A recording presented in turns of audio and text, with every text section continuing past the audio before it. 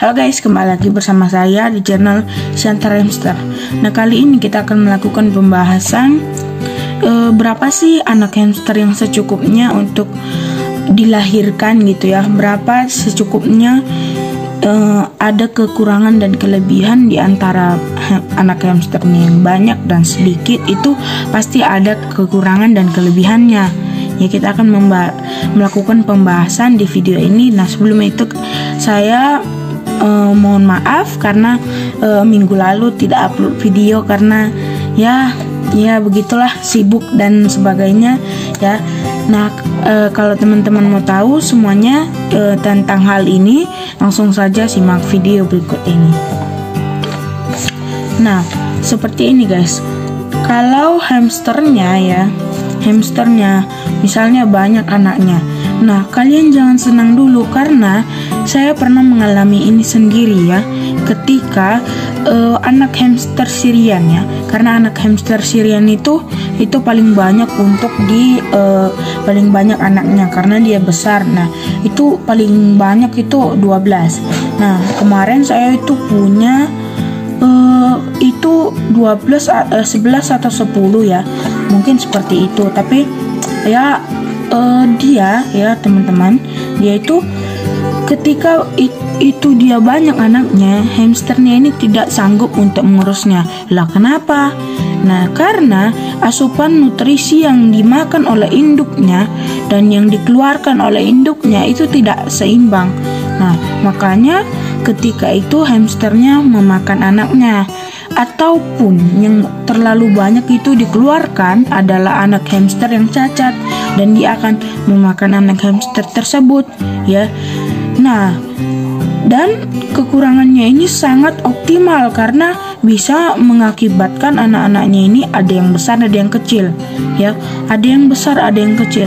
Jadi seperti ini, ada yang terlalu banyak menyerap ya tenaga induknya daripada yang terlalu sedikit menyerap tenaga induknya.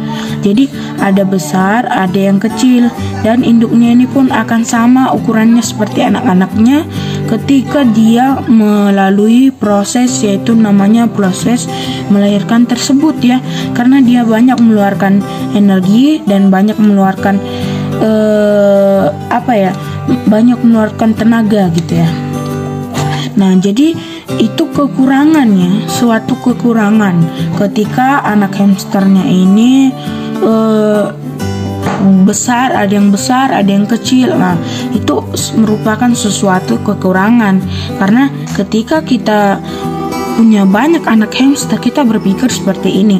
Misalnya nih, ada sepasang hamster jantan dan hamster betina. Nah, ketika mereka hamster yang betina ini beranak ya, dia beranaknya banyak. Misalnya Campbell itu paling banyak itu 10 anak ya, 10 anak. Nah, dia beranak itu 10 anak. Nah, kita senang ini. Nah, karena udah 12 hamster kita. Nah, 10 ditambah 12 kita udah jumlahin lah, dan kita juga nanti akan kembang biakan. Nah, saya pernah mengalami seperti ini ya, karena hamsternya ini tidak sanggup ya untuk mengurus anak-anaknya ini, dia akan memakannya tersebut. Nah, jadi di situ saya merasa sangat kecewa karena hari demi hari itu hamsternya itu semakin sedikit anaknya. Nah, hari pertama itu 10 atau 11 ya anak hamster Syrian saya. Nah, setelah itu dan anak hamsternya itu di hari kedua itu dia anaknya sudah 6, dan saya merasa sangat kecewa karena 4 anak hamsternya itu mati sekaligus ketika pagi beranak, dan besoknya saya lihat itu di situ saya masih kabar gembira banget. Tapi ketika melihat anak hamsternya 6, saya sangat mulai merasa ini pasti induknya tidak bisa mengurus anaknya.